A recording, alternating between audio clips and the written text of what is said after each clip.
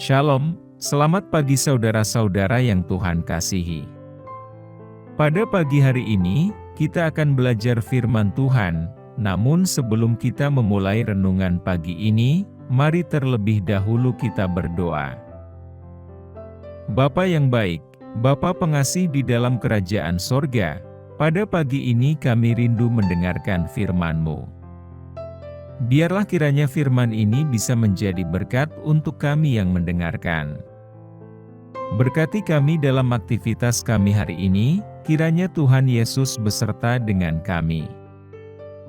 Berkati kami dalam setiap pergumulan kami, agar kami bisa melewatinya dengan tuntunan Roh Kudus.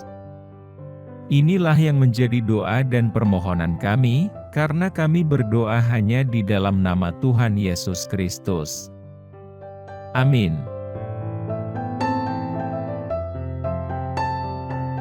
Saudaraku, sebelum kita mendengarkan firman Tuhan pada pagi hari ini, pastikan saudara subscribe channel ini terlebih dahulu, dan bila saudara memiliki permohonan doa, saudara bisa mengisi di kolom komentar yang sudah tersedia. Saudaraku, ayat renungan kita pada pagi ini, tertulis dalam Matius 12 ayat 36. Demikian firman Tuhan. Aku berkata kepadamu, bahwa setiap perkataan yang jahat yang diucapkan oleh manusia, akan mereka pertanggungjawabkan pada hari penghakiman. Saudaraku, lidah kita memiliki kekuatan yang luar biasa. Meskipun organ yang kecil, lidah memiliki potensi untuk membawa kehidupan atau merusaknya. Dalam renungan kali ini, kita akan membahas pentingnya untuk berhati-hati dengan lidah kita, seperti yang diajarkan dalam firman Allah. Saudaraku, pada suatu hari, seorang pria bernama Alex mengalami pengalaman yang berharga dalam hidupnya. Alex adalah seorang yang suka bercanda, dan seringkali menggunakan lidahnya dengan sembrono, tanpa memikirkan akibat dari kata-katanya. Dia sering mengolok-olok teman-temannya, membuat komentar yang menyakitkan, dan bahkan terlibat dalam gosip yang merugikan orang lain. Suatu hari, Alex menemui seorang wanita yang dikenal karena kebaikannya. Wanita itu selalu tersenyum, memberikan kata-kata yang menyemangati, dan menggunakan lidahnya dengan bijaksana. Mereka mulai berbicara, dan Alex memutuskan untuk mengungkapkan kekagumannya pada wanita itu. Dia berkata, "Saya selalu kagum dengan kebaikanmu, dan bagaimana kamu menggunakan lidahmu untuk memberkati orang lain."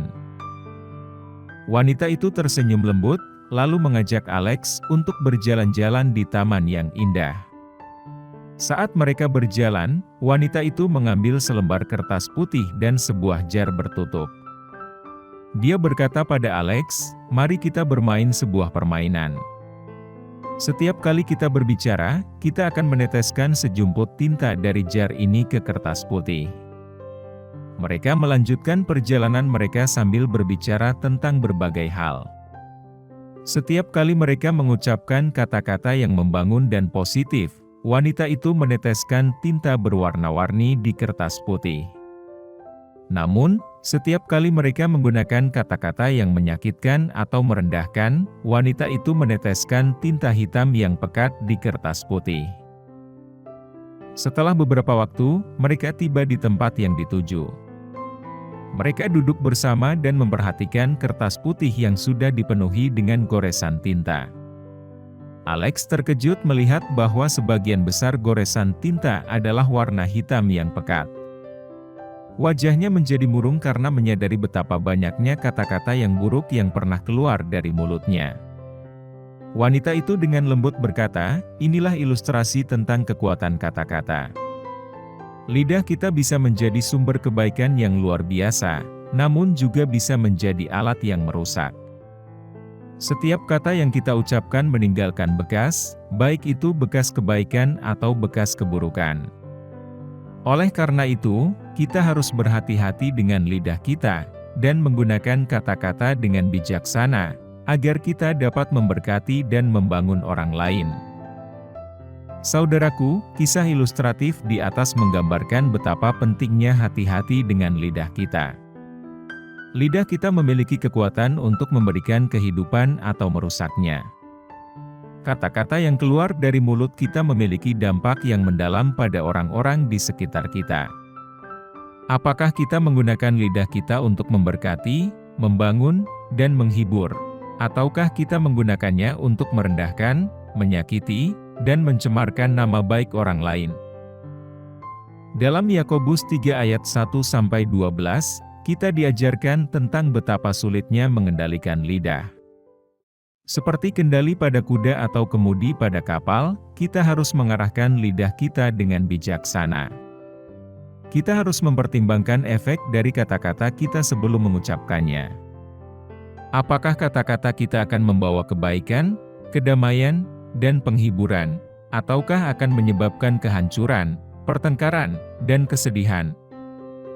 Satu-satunya cara untuk mengendalikan lidah kita dengan baik adalah dengan mengendalikan hati kita. Saudaraku, Yesus mengatakan dalam Lukas 6 ayat 45, bahwa apa yang keluar dari mulut kita mencerminkan apa yang ada di dalam hati kita. Oleh karena itu, penting bagi kita untuk memelihara hati yang penuh dengan kasih, sukacita, dan damai sejahtera, sehingga kata-kata kita akan menjadi alat yang membawa berkat bagi orang lain. Marilah kita memohon bimbingan Roh Kudus agar lidah kita digunakan untuk memuliakan Tuhan dan membangun sesama.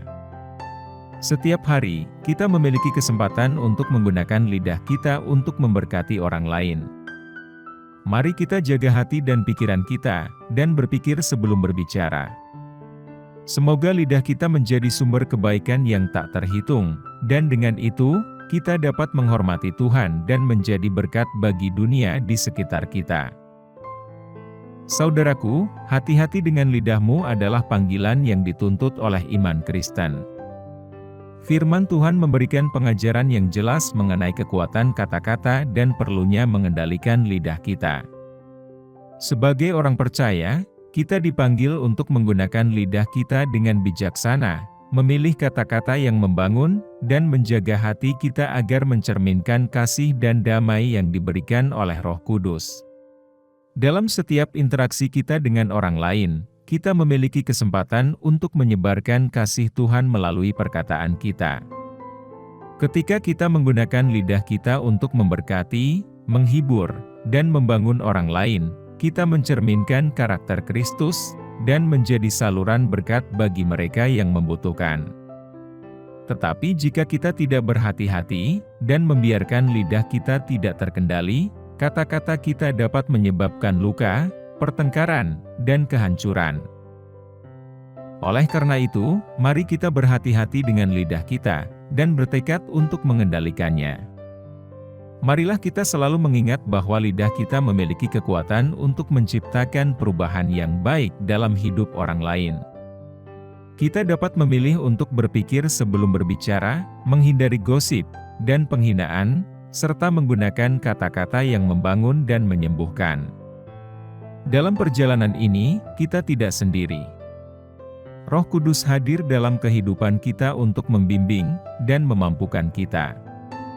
Mari kita meminta bantuannya dalam mengendalikan lidah kita, sehingga kita dapat menggunakan kata-kata dengan hikmat, dan berbicara dengan kasih yang sesuai dengan kasih yang Tuhan berikan kepada kita. Saudaraku, marilah kita menjadikan hati-hati dengan lidahmu sebagai prinsip hidup kita, bukan hanya sekadar pepatah yang diingat sesekali. Dengan kekuatan Tuhan yang bekerja dalam kita, kita dapat mempengaruhi dunia di sekitar kita dengan lidah yang bijaksana, dan kasih yang tak tergoyahkan. Hati-hati dengan lidahmu bukanlah hanya peringatan, tetapi sebuah panggilan untuk hidup kita sehari-hari sebagai saksi-saksi Kristus, yang memancarkan kebaikan, dan kasih kepada dunia yang membutuhkan. Semoga kita dapat terus belajar dan bertumbuh dalam mengendalikan lidah kita, sehingga dalam setiap kata yang kita ucapkan, kita menjadi saksi yang memberi kesaksian tentang kemuliaan Tuhan, dan memberkati orang-orang di sekitar kita. Amin. Saudaraku, untuk mengakhiri renungan pada pagi ini, mari kita kembali bersatu di dalam doa.